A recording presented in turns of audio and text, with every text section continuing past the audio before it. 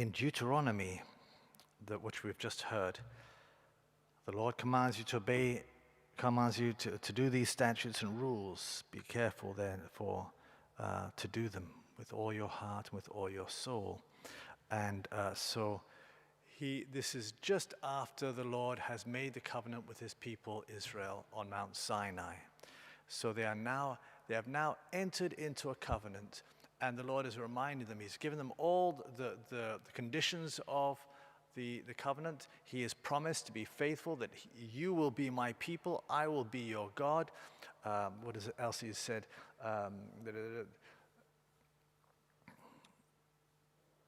You shall be my people, holy to the Lord your God. You will be my treasured possession, he says, as he promised. And the people, their job is to be faithful to the commandments that the Lord's given, to obey the commandments. And blessed are those who walk in the law of the Lord. What is the law of the Lord? The law of the Lord is love.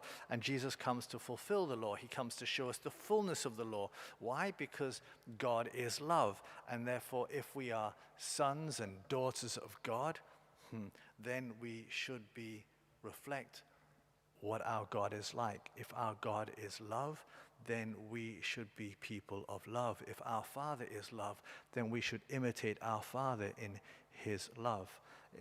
We learn what it's like to be an adult by looking at our parents.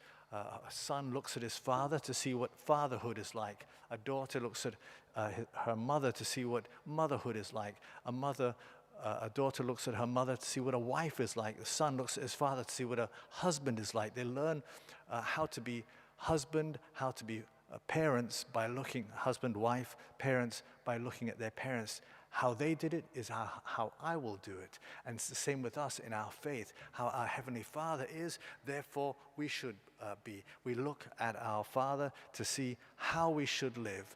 And he shows us that it's shown fully in Jesus Christ.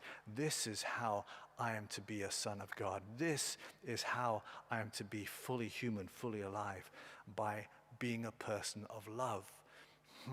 And then Jesus reveals the fullness of love. Is that just for the people we like? Is it just for those who are good to us?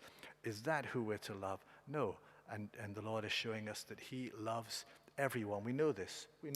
He loves everyone unconditionally, infinitely. He loves you, and you've heard this many times. He loves you. How much? With everything that he is. That's how much he loves you. Infinitely, unconditionally. Whether you're good or you're bad, he loves you. He loved the people who were sticking the spear into his side, who were nailing him to the cross, who were beating him with the scourges. He loved them. And on the cross, he forgave them. Father, forgive them. They don't know what they're doing. That's our model.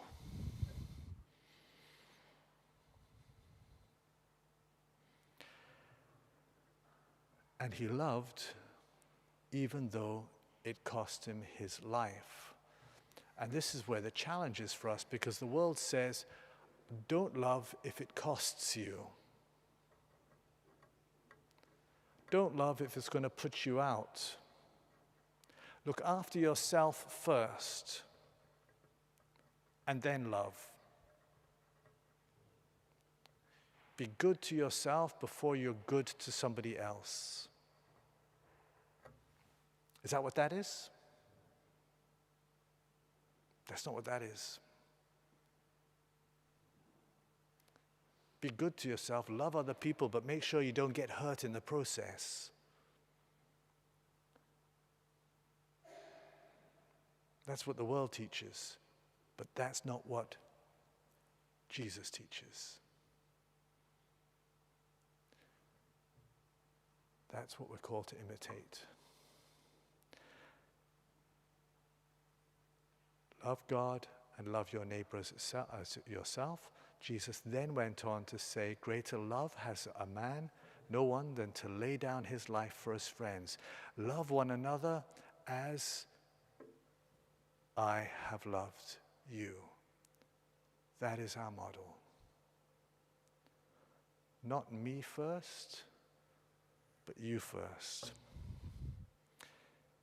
Easy for me to say. Easy for me to say.